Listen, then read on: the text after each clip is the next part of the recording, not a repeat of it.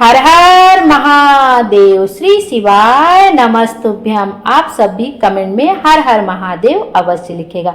आइए आज के वीडियो में हम देखेंगे सावन शिवरात्रि किस दिन मनाई जाएगी। सावन शिवरात्रि का व्रत किस दिन रखा जाएगा, 23 जुलाई को या 24 जुलाई को। सनातन धर्म में सावन शिवरात्रि का बहुत ही खास महत्व होता है। यह पर्व देश भर में धूमधाम से मनाया जाता है।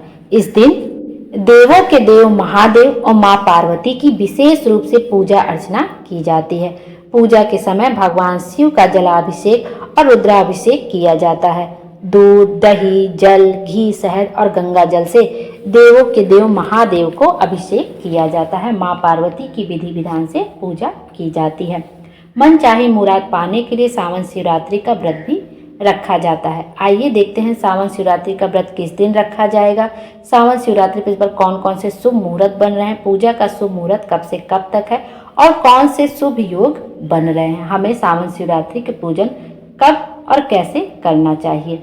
इस बार सावन शिवरात्रि आपका पड़ेगा 23 जुलाई दिन बुधवार को, क्योंकि इस बार वैदिक पंचांग के अनुसार सावन माह के कृष्ण पक्ष की चतुर्दशी तिथि का शुभारंभ सुबह 4:39 पर होगा। वहीं 24 जुलाई को देर रात 2:28 पर चतुर्दशी तिथि का समापन होगा। इस तरह 23 जुलाई को सावन माह की शिवरात्रि मनाई जाएगी। 23 जुलाई को जो पूजा का समय है, क्योंकि सावन की शिवरात्रि में पूजा ज़्यादातर प्रदोष काल में या रात के समय की जाती है, तो जो निश्चिता काल में शुभ मुहूर्त है वो आपका 12:07 से लेकर 12:48 तक है। इस बार सावन शिवरात्रि में बहुत सारे शुभ योग बन रहे हैं, कई सारे मंगलकारी योग बन रहे हैं। इन योग में भगवान शिव और माता पार्वती की पूजा करने से हमें मनोवांछित फल की प्राप्ति होती है।